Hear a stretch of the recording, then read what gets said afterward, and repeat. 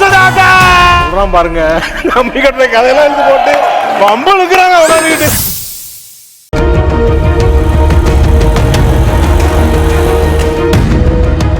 Sir sir sir இங்க வாசுன்னு ஒருத்தரை arrest பண்ணிருக்காங்களே.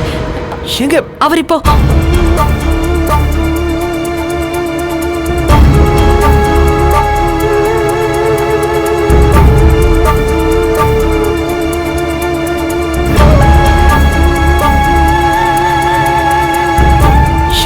எங்க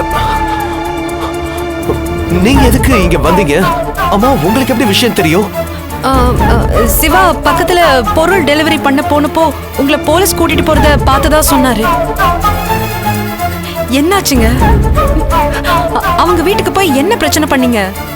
இல்லங்க, வக்கீல் நோட்டீஸ் வந்ததும் கோவத்துல அவங்க வீட்டுக்கு போனது வாஸ்தவம் தான். ஆனா பிரச்சனை பண்ணலங்க.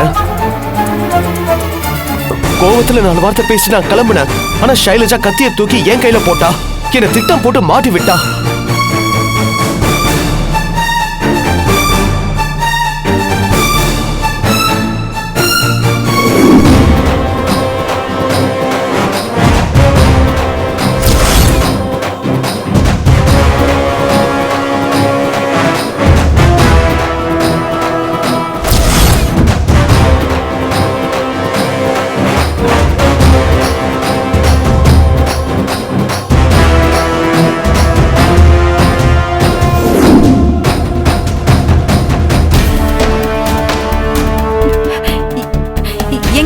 அவங்க குணம் தெரிஞ்சும் நீங்க எதுக்கு அங்க போகணும்? ஐயோ, இப்ப அம்மாவுக்கும் திவ்யாவுக்கும் தெரிஞ்சா அவங்க எவ்வளவு பயப்படுவாங்க. சரி, நீங்க தைரியமா இருங்க. பாத்து என்னமா ஓடிட்டு இருக்கீங்க?